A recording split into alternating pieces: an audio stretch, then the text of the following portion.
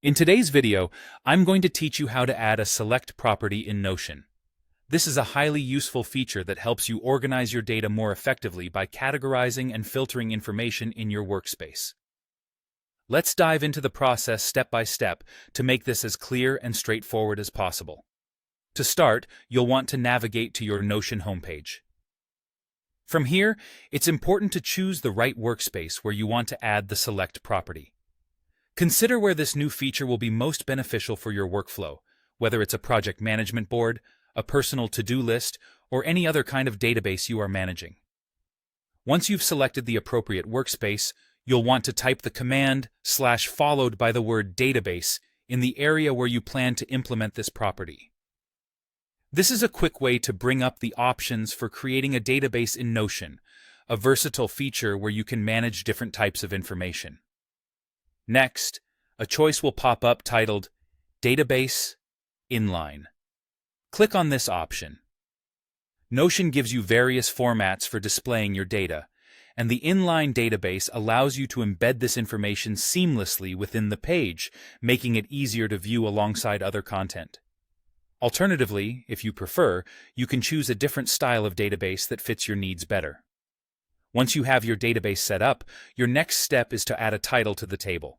This is crucial for maintaining clarity, especially if you plan on having multiple tables in your Notion workspace. Make it descriptive yet concise so that anyone who accesses the page understands its purpose immediately. With the table in place, go ahead and click on New Page. This allows you to expand your database with new entries and organize these entries effectively through properties like Select, Date, and Checkbox. Give a clear title to your checkbox, another step in creating a user-friendly interface that maximizes the usefulness of your data.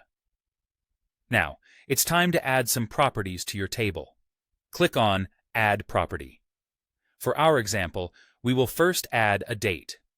This is helpful for keeping track of deadlines, schedules, or any other time-sensitive data. After you have linked the date property to your table, click on the Add Property button once more. This time, we'll focus on adding a checkbox.